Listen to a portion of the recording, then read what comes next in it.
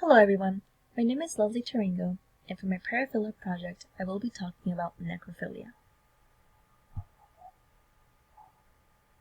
What is necrophilia? Necrophilia is a type of paraphilia consisting of individuals who are attracted to corpses and not only have intercourse with them, they also fantasize about the roleplay with that person.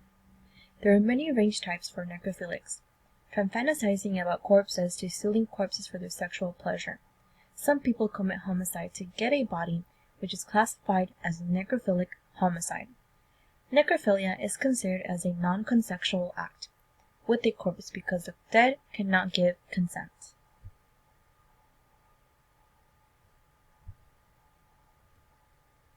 History of necrophilia. Necrophilia has been around for several millennia, the earliest evidence dating back to the ancient Egyptians. Many cultures have practiced necrophilia. Some cultures believe having intercourse with a corpse would revive the dead or help an unmarried woman find peace. When the wife of a distinguished man dies, or any woman who happens to be beautiful or well-known, her body is not given to the embalmers immediately, but only after the lapse of 3 or 4 days. This prevents the embalmers from being with the deceased. This was done to prevent embalmers from violating the corpses, a thing which is actually said to have happened in the case of a woman who had just died. Egyptian men practice this belief. They will let the woman decompose before getting embalmed. Some husbands would store their wife's body because he was too attached and did not want to let her go.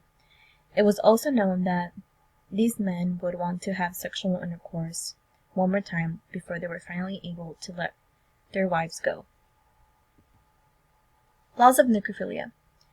The state of California decided to introduce a bill that would make necrophilia a crime. The bill was signed in 2004. Prior to that, there was no law in California that prevented necrophilia. The maximum sentence for violating this law is 3 years. In other states, the punishment could range very widely. In Nevada, the punishment could be life in prison with possible parole. 9 U.S. states, which include Illinois, Kansas, Louisiana, Nebraska, New Mexico, North Carolina, Oklahoma, Vermont, and Wisconsin, have no laws that address necrophilia. Necrophilia is often assumed to be rare, but no data for its prevalence in the general population exists.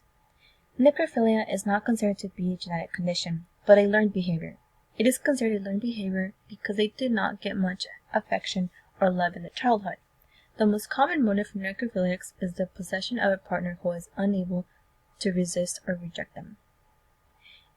A research states that 68% of necrophilics were encouraged by a desire for an unrejecting partner, 21% by a desire for a reunion with a lost love, 15% by sexual attraction to dead people, 50% by a desire for comfort to overcome feelings of isolation, and 12% by a desire to remedy low self-esteem by expressing power over a corpse. The person should be assessed for associated psychotherapy and treated accordingly. Treatments for necrophilia would be like those prescribed for paraphilias. Cognitive therapy involves psychotherapy, use of sex drive reducing medications, improving social and sexual relations. There is little support given to people with necrophilia. This is why this correlates to what I mentioned previously about necrophilia being rare. Since it is not a common paraphilia, it is not known exactly what would be the best treatments.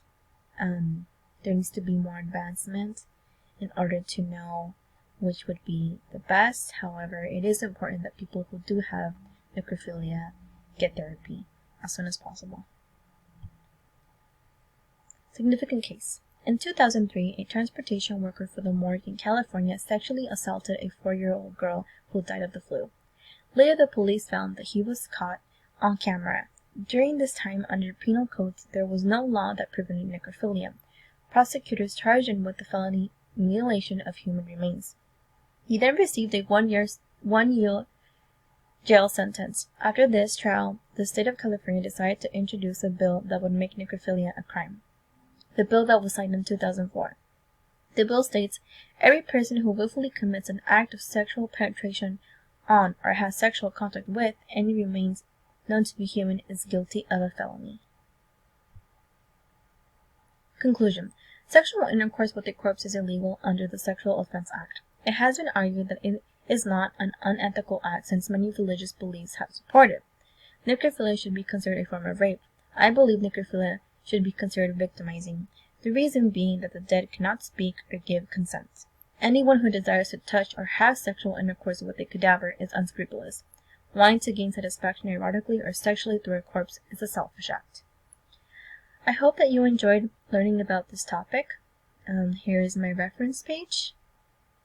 And I know this subject is one that could be hard to hear.